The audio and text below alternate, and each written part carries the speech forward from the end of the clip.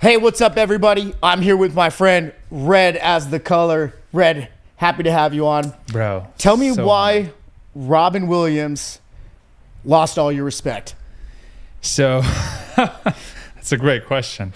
So despite, having him as one of my childhood heroes, I loved his movies, especially Jumanji. I grew up to that movie. But just recently I learned that he unfortunately took his own life, and as I started digging deeper into it, he literally had no reason, not a legit reason to take his own life. He had loving kids, 3 of them, wife, incredible career, in high demand as an actor and comedian. He had a beautiful house, a few houses actually, obviously rich, but he still took his own life. And as I started digging, I'm like, why a person like that would take his own life? I realized that the only thing that he couldn't master in his life was the self-communication. So his inability to talk to himself cost him his own life. And I cannot follow people, and if I am following, and those people they don't have to know me, but they still could be my role models, right? A person like that who has no ability to self-communicate and act so selfishly, like take his own life and not think about kids and maybe grandkids in the future and his wife, right? And just leave this world like that. That's why he lost my respect. Instead of actually dealing with whatever demons he had, probably like all of us do, he decided to go a really easy way and just selfishly take his own life. Yeah, I can totally understand that. Somebody that's battled depression before. Yeah. I've had family members battle depression, and they're all still here. Yeah. And I can imagine. But you were probably going through really tough moments, not like Mr. Williams, right? When he had a career, he was on top of the mountain with kids and not having financial issues, whatever. He was still dealing with all of us do. And probably on top of the mountain, it's even lonelier to deal with stuff, right? Because you have less people around you, because it is lonely on top, they say. But nonetheless, people deal with bad stuff, good stuff. It is about thinking about others as well. And it starts with you communicating with yourself. Yeah. So I'm pretty sure you did the right thing when you were communicating with yourself, because you're still here next to me, and I'm super stoked to be here. Absolutely, brother. Super, super blessed to have you on and get to know you as a person, man. Right. And so with what Robin did, we've seen in history before other celebrities or idols that people have, and even family members, that do take their own lives. And I relate with you when you say, hey, that's the most selfish thing you can do. Yes. I'll die on that hill with you. Like, that is the most selfish thing you can do, because every storm passes. Every storm in history has ever passed. I mean, Hurricane Katrina wiped out New Orleans. Yeah. And those people, look at them come back and flourish. Exactly. Right? Like, we're meant to go through hard times. That makes us alive. Yeah. Right? And imagine waking up like tomorrow morning and having no problems, nothing to solve. How boring your life would be. Totally if you had boring. Nothing to deal with. Right. Oh my God. We have it so lucky here. I know you're from another country. We'll get into that. But listen to you speak last night. We're talking, you didn't mention this part, but I've talked about this before. Like, if you're hot, you turn on the AC. Exactly. When you're cold, you turn on the heater. Yep. Right? You have that. And you didn't grow up that way. No. So where are you from? So I'm from a small country in Middle Asia called Tajikistan. So I'm Mongolian. And even in my own country, I didn't belong there.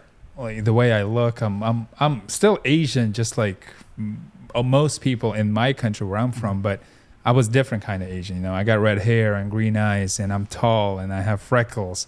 Like, I would get beat up in my own country.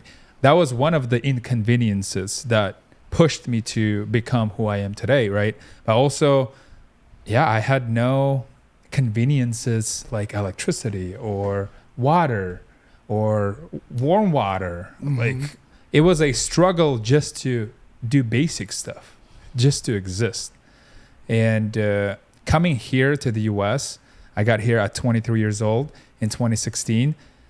I had $50 in my pocket. I didn't know the language, but I was so incredibly excited and grateful because how lucky I am to be here compared to I have a huge family. My grandpa made 9 kids with my grandma, right? I have 30 something cousins. Some of them I never even met because I left my house at 16. And I'm one of them who made it here, though. So now I have this responsibility to break the chain of poverty in my family and change the trajectory of my future family. Mm-hmm. Yes, I have no money here. Yes, I have no language that I know, English. Right. But I have the ability to change that and become someone that can provide for my family. Like, I have everything here now. It's up to me now what to do with it. Like Ed Milet says, be the one. Exactly, right? Yeah. And I carry that weight myself, coming from poverty and in and out of juvenile hall and foster care and everything. Like, exactly. Growing up poor, it's like, it's my responsibility to make sure my fiance has everything she needs to live.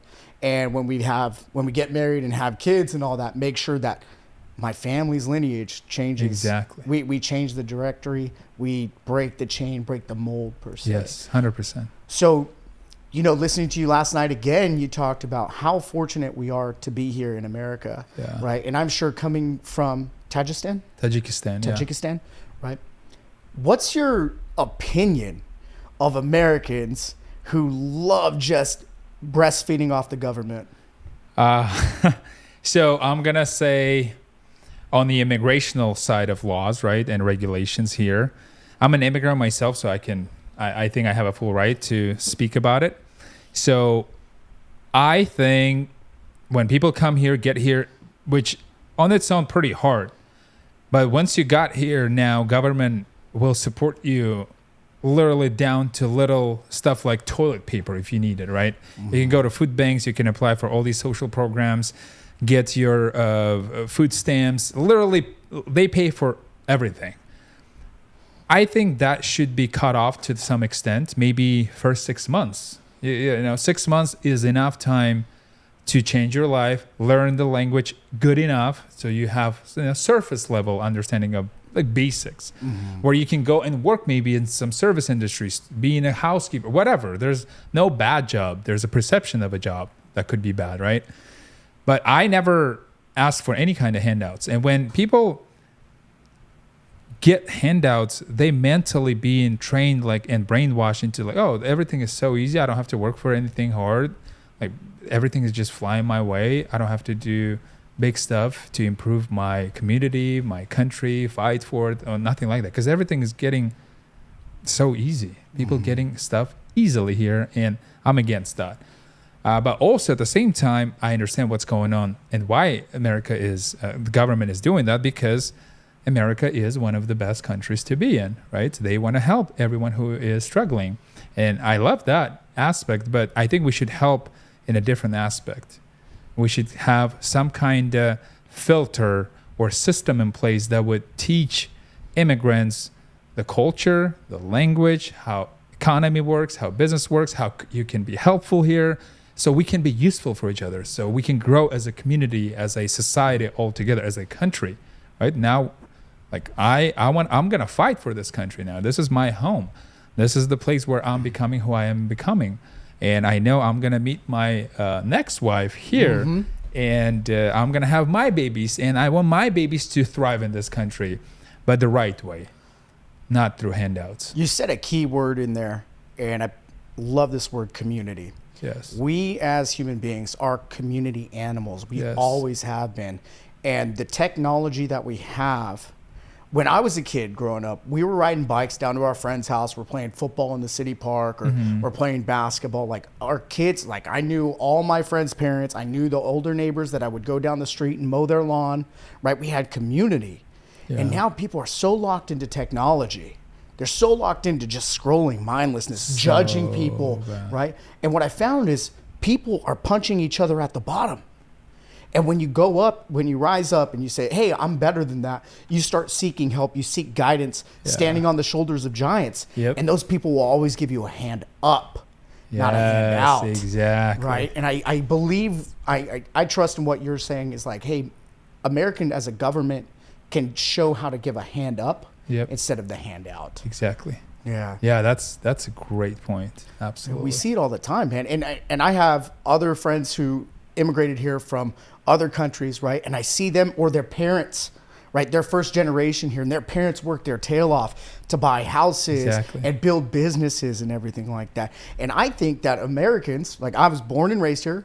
I see a lot of my friends. My friends aren't really lazy, but I see acquaintances and all that stuff like, oh man, I'm just going to work this 9 to 5. I'm going to hate my job, hate my life, hate my wife. And like, this is just what it is, and not strive to be something. So exactly, what is it that gives you that fire, man? You bring so much passion and energy into the world. So, I don't know why, but when I was about 10 years old, my mom showed me some American movies. So I fell in love with America. And to me, I'm living the movie here. So I left my country when I was 16 and I was fighting at a time. So that helped me to travel around and see different countries, right? In Asia, Eastern Europe. I moved to Moscow, Russia.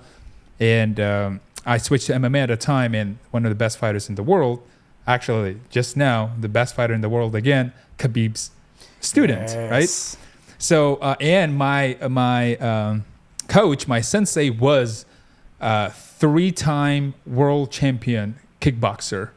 So, but he started teaching MMA, and I was one of his students, and it was great. So, but life in Asia, where I'm coming from, all over Asia actually, in Russia, Europe, life is predictable. Systems are a little different. And I know some Americans complain about it, about like educational, medical, and pharmaceutical, systems. They kind of almost a mafia type stuff, whatever. But in Europe, they don't want you to be an entrepreneur. They don't want you to do your own stuff. They want you to be the piece of the puzzle that government already created. So your life would be good enough if you finished high school, went to college, got your degree, got a good job. Medical system going to take care of you and your family stuff if you got sick, whatever. Like, yeah, there's a supportive system really well put in place. And if you do your part, you're going to be satisfied. But satisfaction is not my thing. I want to be in a country or in a place where I don't know what's going to happen tomorrow. Like, I got here at 23. I knew there's something there. Like it's almost like God was calling me. I quit fighting at 22. I'm like, what else is there? I need to go west. So I came to the U.S. very next year after I quit fighting, and I'm like in a movie. It's almost like people follow me with cameras and shooting, and I don't know what's going to happen tomorrow. Especially at that moment, I had $50 in my pocket. I have no plan. I don't know. This is this sin. Like literally, I'm going to write a script right now myself. I'm in full control.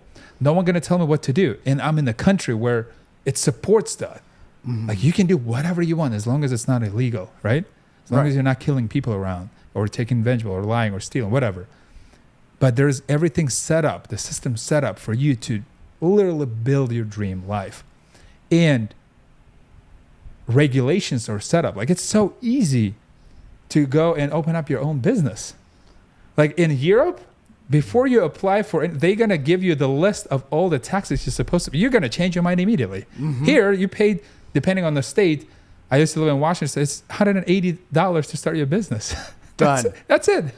Literally going to take you 10 minutes online or something. And you're a business owner. Now go, you do whatever you want. Create your own movie, bro. Right. Live your life. Like that's what I love about America. It excites me every day. Like I get to create my own life. Yeah, your energy is definitely infectious, man. I love it. I love it, man. So you said, I know you're a man of faith as myself, right? Yeah, you said, bro.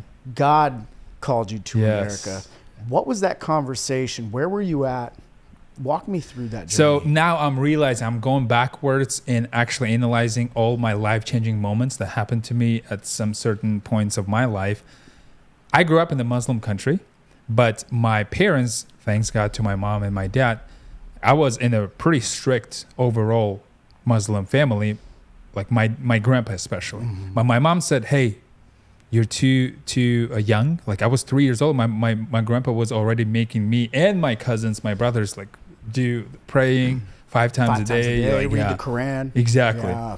But my mom, like, you don't understand what's going on. You don't have to do this. Like your grandpa is encouraging you, but he's not forcing you. So if you don't want to do it, don't do it. Once you get to 10, 12 years old, you get to decide. Praise God. So yes, exactly. And my mom, wow, I'm so grateful for my mom giving me that power of independence. And that literally changed my life when I was like 3 or 4. But then throughout my life, like I was spiritual, but I was asking, I was looking for answers. And every time I would send a question to universe and ask something would speak to me like inside. And now I'm realizing that's how God talks to you. So when I quit, I didn't know what to do because like, oh, this is something I gave up. I thought I'm going to be a pro fighter, but then seeing the consequences of these fighters that were older, there's a very small probability of you making it in the big league, right?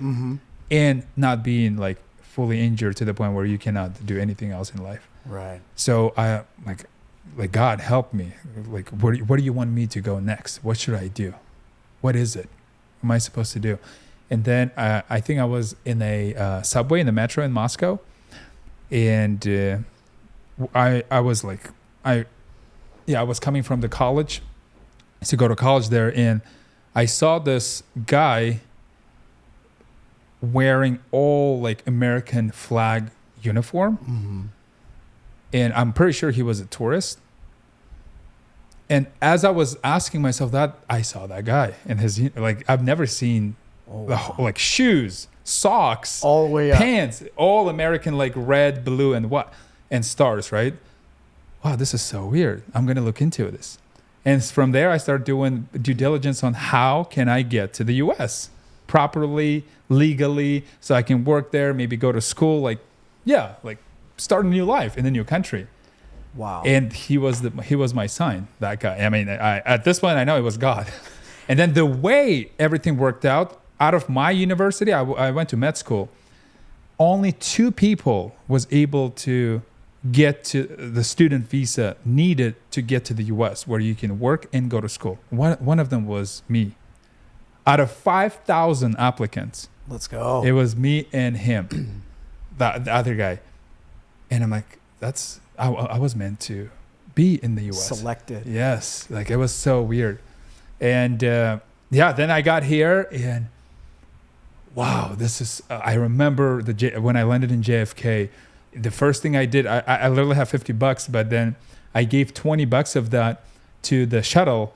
They like load people, Indians, right? Yep. Take you anywhere you want for $20 from the JFK. I'm like, take me to Madison Square Garden. Yeah, I want to go to Times Square. Yes. Yes. So I got there and I had like at the time I wasn't sleeping for like 60 hours because of how many time zones I had to change, right? I flew through Europe and then the layover like 6 hours or 7 hours in Netherlands, got to New York. But before that I changed 2 planes already. And I got here to New York and I cannot sleep. Like I'm all jet flagged and I'm excited at the same time. I made it. Wow. So I went on a probably 8 or 9 hour walk. I walked all the way to Central Park. I remember those movies when I was watching as a 10-year-old. One of my most favorite movies is Home Alone, Lost in New York. Yes. So as I was walking through Central Park, I found that little bridge where he went down when at the very end of the video to give the lady, the homeless lady, a pigeon. Yeah. Oh my God, like, or the dove, right? Yeah, the dove. Yeah, that's right. And wow, I can't believe this. I'm here. I couldn't sleep for the next couple of days because I was so excited to be here. Like this is such a life-changing moment for me. And that was it. Like from there, I still don't believe that I've been here now for 8 years and the way my life is going now and how God is with me all the time. And I got baptized, like good for you. You got recently, I got baptized last year right before I moved into my band, literally a few days before. And I started my brand new life again. And with God's power, it's been amazing. That's awesome, man. That's awesome. Congratulations on your baptism too. Thank you. So you've been on this journey to find yourself, to find God, right? And move the world, change your lineage and everything. Exactly. I know you went through a divorce, right, as well. But I'm curious, from that moment you're at Central Park and you find the bridge and you're living the movie. Your life is a movie. Yes. how did you end up in Seattle or Washington? And then now you're in Phoenix, right? Like this is an incredible journey that is totally possible and real. Yes, it is. One of the requirements for me to be able to get that visa was to get a job offer from anywhere in the U.S. so I can legally provide for myself as a student, right, on the exchange program. And I knew immediately that I have to find a place for me for first few months, somewhere so remote from big cities and tourists and all these popular places. So I have little temptation to speak the languages I already know. I wanted to learn English so bad and quickly. I knew that as soon as I learned English on the good enough level, it's going to open new doors for me, right? So I applied for a few places in North, South Dakota, Montana, and Idaho. Those were 4 states for me. I knew it's going to be conservative, all like rednecks and Republicans. They're going to teach me stuff, real America. And I did. I applied for a few places. I got 2 responses in Montana and Idaho. I went with Idaho because there was a couple from New York who moved to Idaho 13 years prior to that at the moment. And they're like, dude, we would love to have you. And we had a job interview over the Skype. Yeah. So, right? Yeah. Skype was a thing back then. And I remember sitting and I immediately told them, hey, this is what I'm doing. It was a Google translator. They're like, I don't know the language. I'm sorry. Yeah. So you speak slowly, text me, and I'm going to, insert it in my Google translator. And I'm going to reply back. And they were super supportive about it. They were really nice. And basically at the end, they said, we would love to have you. You're going to be a local superstar in our little village. And it was less than 900 people, little village, literally. You're in the rural parts of really America. rural. Yeah. They were taking pictures with me. Locals, hey, it's this guy. Whatever they were saying, I wouldn't understand but they were taking pictures with me because how exotic I was for them. Mm-hmm. But that place ended up being such a life-changing place again. 40 minutes outside of that little town called Coeur d'Alene, Idaho. Now it's a super popular place. Yeah, I know. I met Arnold Schwarzenegger. He is the face of Iron Man. Yeah. Which I didn't know. And he was walking down the street in Coeur d'Alene, Idaho. Wow. And then I met Juliana Hough. And I watched her movie, The Safe Haven, with Josh Duhamel, I believe his last name. He's my Hollywood crush. I love him so much. So anyway, that movie. And I was watching this movie literally 3 months prior to meeting Juliana Hough herself. And she got married in Coeur d'Alene. And her brother, Derek Hough, they're like dancers, and she's an actress too. And I was incredible. Like, what are the odds meeting these people in such a small town? Absolutely crazy. Arnold Schwarzenegger yes, has to speak to you coming over here. I mean, he did it illegally, but he still came over and made a name for himself. He's an absolute child hero of mine, for sure. Yeah. And I mean, I believe he is the only immigrant governor of California. Right? I don't think it's allowed even to be where an outsider can become a man of power. I don't know all the laws on that. Yeah, was but I know quite interesting. as a president, you cannot be an immigrant. Yeah. I'm pretty sure it was the same for the government, but everyone loved him so much.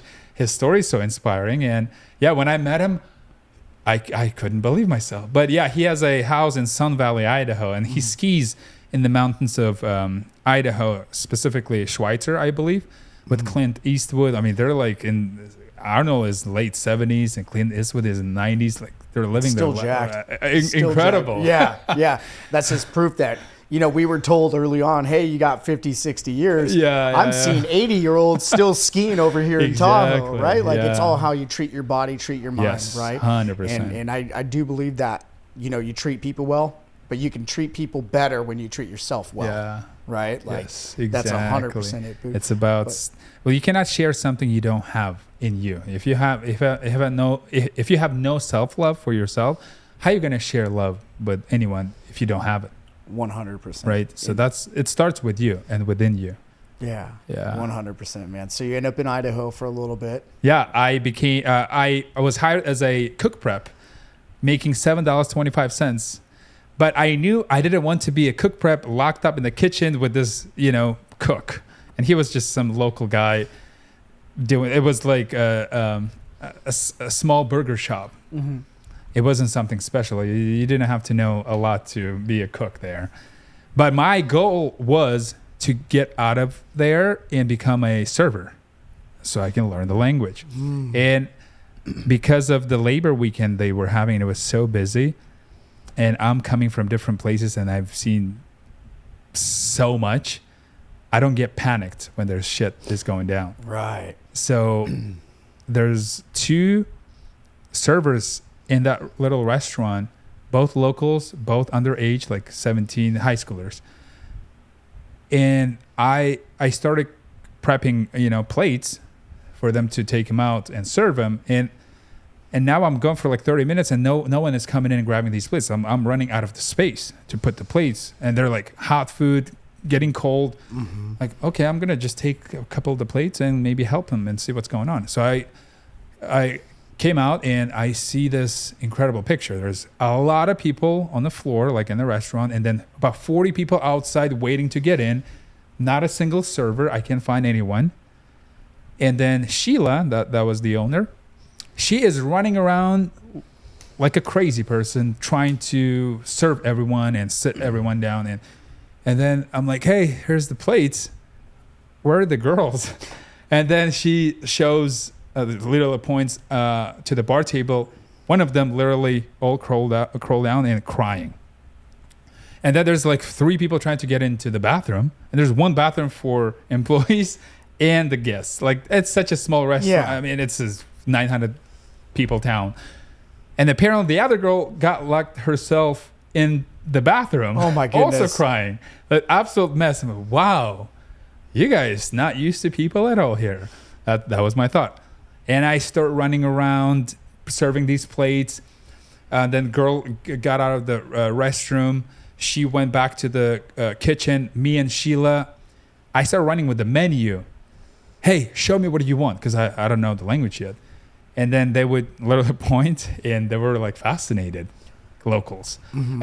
And Wallace, Idaho is a super popular destination for Americans to travel because they have a lot to offer. So one of them is Hiawatha Trail. You go through all these natural tunnels on your mountain bike. It's an incredible scene. And then they have mine tours. They have a whorehouse. It used to be Boomtown during silver mining times. There's a lot to do. There's beautiful lakes around, it's absolutely beautiful, piece of heaven kind of place. And I started serving, and by the end of the day, Sheila came, we got it done. Everyone was satisfied. We were like applauded. People, like guests, started taking pictures with me. They never expected someone from outside of the country come here and serve at this little town. It was incredible. But then Sheila, by the end of the day, told me, hey, dude, I don't care that you don't know the language. I want your skill of not getting panicked because it looks like the summer going to be busy. I want you to be a server. And that was about 8 days after I got there as a cook prep.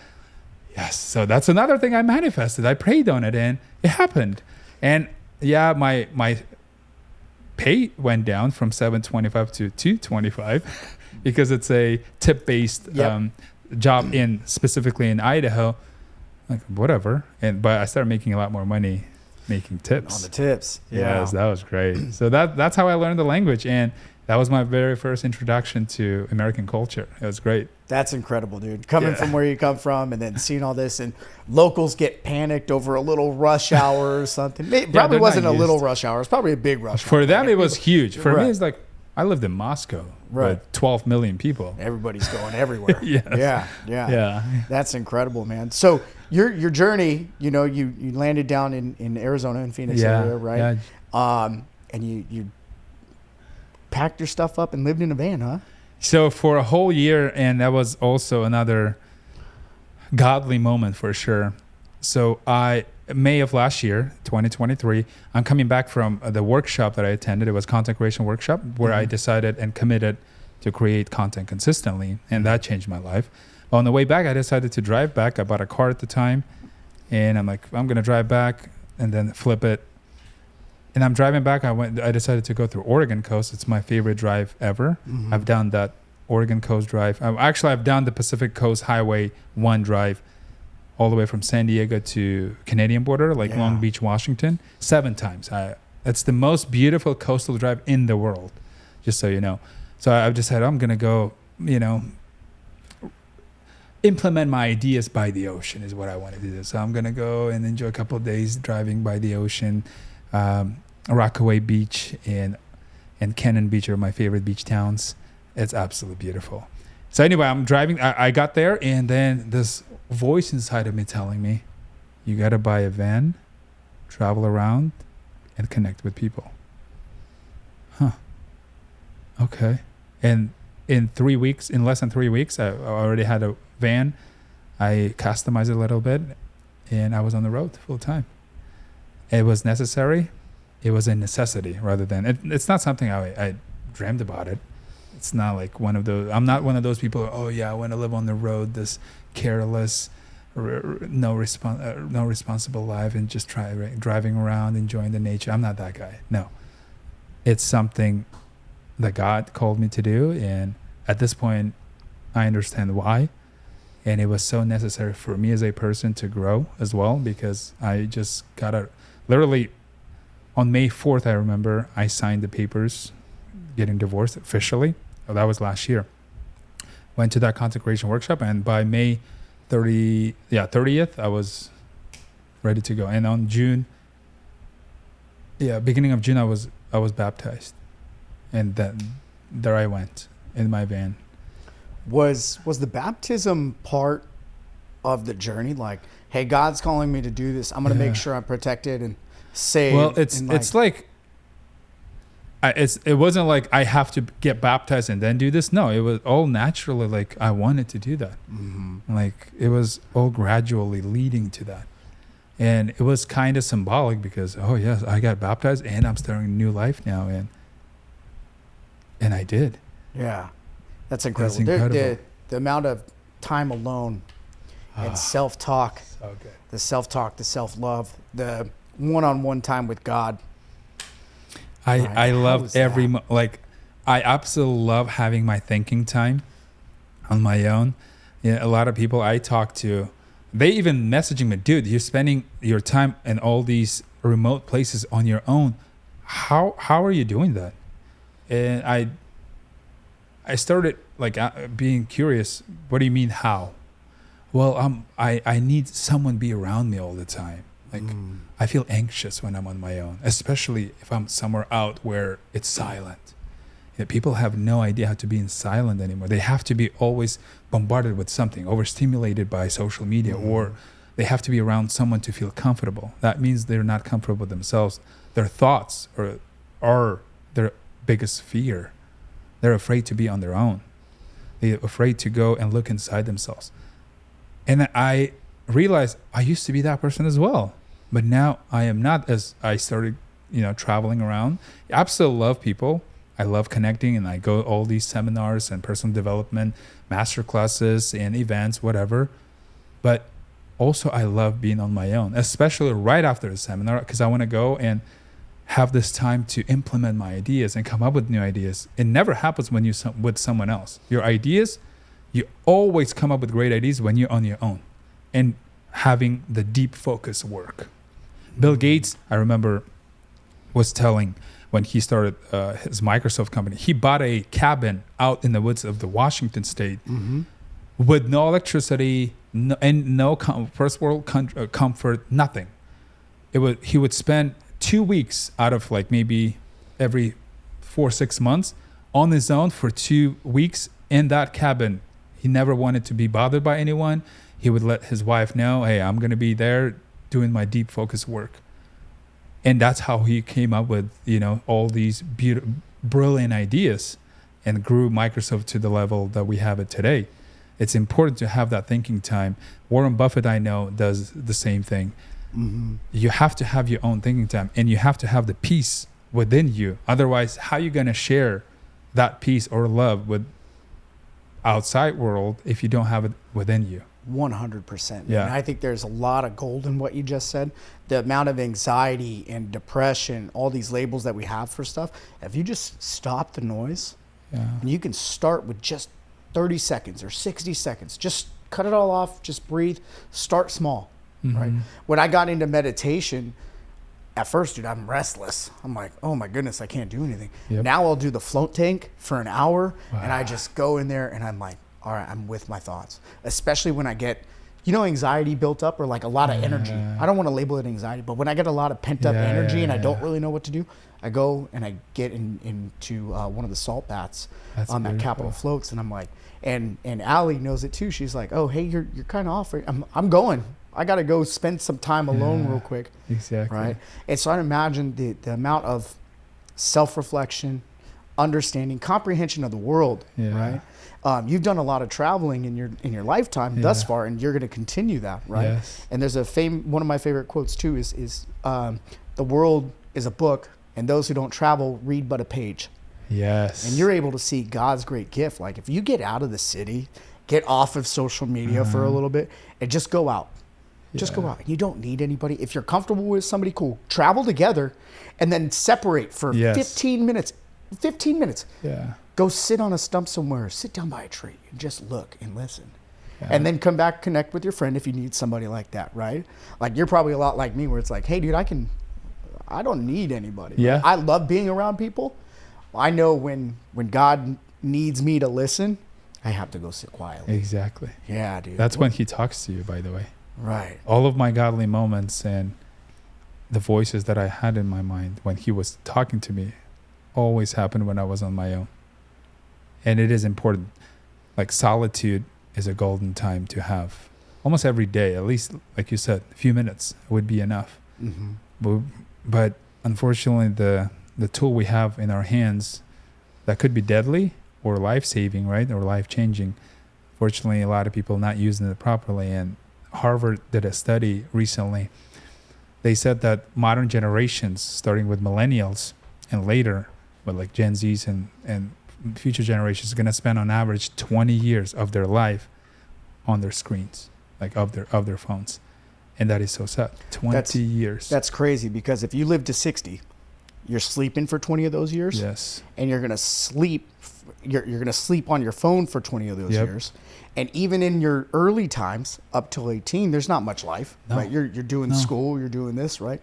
So really, you take your entire life, let's say it's 60 years, and you've just cut that down to less than a third if you spend that amount of time. Exactly. Right? And literally spending time on following someone or a lot of people that are not even living a real life, because everything we see on social media, probably 90% of them is just a fluff, a fake life. Look Everything at how rented. awesome I am and buy my product. Yeah, exactly. Make me a couple bucks off the shoes you buy because I wore them one time on a video, right? Yeah. We're Americans specifically, right? I've been to Iraq, Afghanistan, Germany, Kazakhstan, Kuwait, right? And seeing these different worlds, right? Americans, we're consumers. And then people are mad at capitalism. It's like, do you know what you're contributing to this? You're a capitalist at heart. Yep. Because you won't make the time to make your own clothes, right? But you're complaining that somebody else had to make this beanie off in Nova Scotia or something like that. But you're complaining about capitalism, yet consuming that. So you're actually the problem, right? And they can't conceptualize like, hey, organically I am, right? And I don't think there's anything wrong with that. No, I'm not saying it's wrong. Yeah, I'm saying absolutely. that's the truth. Yes. The truth. Yeah, I mean, because we are in a capitalistic country, that's why we're thriving so well here. Like, I don't get these, modern liberals, I guess they are, right? They're hating on capitalism. It's evil and all of that. It could be if that's your intention. But I don't think all these wealthy people and people that are changing our lives, right? And changing our world and moving us forward, and changing the technology that is changing our lives. I don't think they have evil intention behind it. They're simplifying our lives. Like, I can lock my door from my phone. I can check my security cameras on my phone. I can change my temperature in my house from my phone. Yeah. And that's bad? I think it's convenient. It's awesome. Right. Like, you don't have to think about it. You don't have to spend your time on it. anymore. Like it's so you can focus on something that's actually important. Even self-healing, right? People say, "Oh, I have no time to work out 3 times a week. I have no time to make healthy food for myself." No, that's pile of baloney. That you have all the excuses though in the world. You have every excuse to not have the time. You have the time. Yeah, and you have a couple hours at least probably spending on your phone. Interesting, huh? Exactly. Interesting, man. So, dude, I've loved your entire journey, man. I can't wait to follow you some more and probably meet up in Las Vegas with you at WealthCon. Yeah, that's the goal now. I'm curious, man. What's next for you? Well, now I bought a house in Phoenix, so I'm settling in a new place, a new state, new environment. I'm still getting used to the desert heat. It's 118 degrees or so right now. But I got my own house, my very first home that I bought. Congratulations. Thank you. The American dream right there, bro. Business owner, homeowner. Yeah, it's certainly not my first house, but it is my first home. First primary. And it feels different. Now that I don't have to fight for where I'm going to park tonight, I'm going to see new faces at the new gym because I'm in a different town or different city again, right? As it was with van life. I don't have to think about where I'm going to go to bathroom and take a shower. It's so different. And I'm not saying it's better now. No, I loved every day of my van life journey. But now it's different. And I'm excited for a new life, new chapter. God bless, man. That's awesome. I'm going to grow my community in Phoenix, Arizona now. And expand from there because I'm not really attached to a zip code. I'm still traveling. Like I'm in Sacramento right now, building a relationship with you, bro. I'm super excited to keep connecting with people because that's something that God keeps telling me. Like go and share your energy, share your happiness, share your wisdom, whatever I'm learning. I was going to say you have a massive amount of energy and light pouring from you. Like your aura is awesome, man. It's awesome. I love that you speak with conviction from the heart and it's your honest truth. Yeah. That's incredible, man. Got to ask, what book would you recommend? What book changed your life? Yeah. So you'd highly recommend anyone read. Yeah. Last year I made a goal to read 25 books, but prior to that, my very first book that I read in English was in 2018. That's when I actually learned how to read books, and I was still using Google Translate on some words, but now I don't have to do that for the most part. But my top 3 books I would share. It's 3 books that would shape you for a long-term thinking, because with modern technology, everyone is thinking about getting it right now, instant gratification. So we forgot that it takes a lot of time to get something that is worth getting. For instance, my favorite tree is bamboo tree. I use my bamboo brushes for my teeth, for my brushing teeth situation. But did you know that bamboo tree has to be watered and taken care of for 5 years, and you're never gonna see even an inch of it for 5 years? It's all underground. But once you that 5th year, once you water it again, keep doing it, from that 5th year, it's going to grow 90 feet in 90 days. It's literally growing 1 foot a day for 3 months. After 5 years, it's the foundation, right? It's the systems and processes. You're learning how it's working. Marketing, you have to know how marketing works. The economy, right? All these skills. Like I'm applying the bamboo philosophy to my life now. It takes a lot of time and grit and preparing to build something that is worth having in the future. So I'm going to recommend for that instant, for that skill, my all-time favorite book is Slight Edge by Jeff Olson. So there's a shorter version of it called Compounding Effect. You probably know that book, but it was all off of the Slight Edge. It's just a broader book, and it's incredible.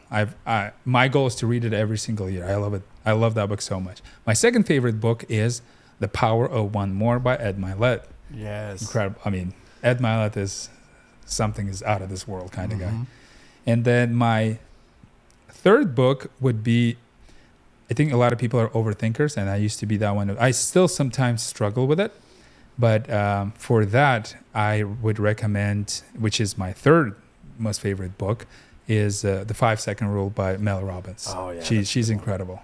Yeah. And yeah, that's those 3 books changed my life, and I'm pretty sure they're gonna change your life as well if you read at least one of them. Absolutely. Yeah. So it was Slide Edge by Jeff Olson, Power of One More, and the 5-second rule. Yeah, I haven't read Slide Edge yet. I'm gonna have to give that a. It's not a super popular book for whatever reason, but it's incredible. It's like my all-time favorite book. I look forward to reading that one. Yeah. Man. And last question for you, man. It's been an honor. I absolutely appreciate you and love you, bro. Thank you for having me here. What's one piece of advice you'd give everybody in the world right now? I think everything that we need in life, literally on the tip of our nose. We're looking for whatever we're looking for, happiness or love or this success, that's whatever we want to call it. But it's actually within you. And I want you to, instead of looking outside, look inside and ask yourself some serious questions. Because a lot of people, they focused on something they don't want, which is a pretty bad approach. Because what you don't want, your brain doesn't know the difference between do and do not, actually. If you're focusing on something you don't want, you're literally manifesting and inviting that into your life. So figure out what you want. Even if I ask you right now one question, what do you see your life in 5 years? Like in details, what kind of house you're living in, what kind of person you're with, right? Or do you have any kids? Or what kind of car you're driving? Literally down to little details, to flavors and colors. You got to realize, what do you want? And the same question in 10 years, 20 years. How do you want to expect something good out of your life if you don't know where you're going? So focus within yourself and then feel the happiness or fulfillment. I like that word better, all the time. Because if you woke up today and you don't have to fight literally for your life like they do in third world countries, then you're one lucky guy or gal. And share that happiness because you woke up. Just because you woke up, you're a lucky guy or gal. And my favorite quote would be, speaking of happiness, happiness is the only thing that is doubled when it's shared. There's nothing else doubles when it's shared.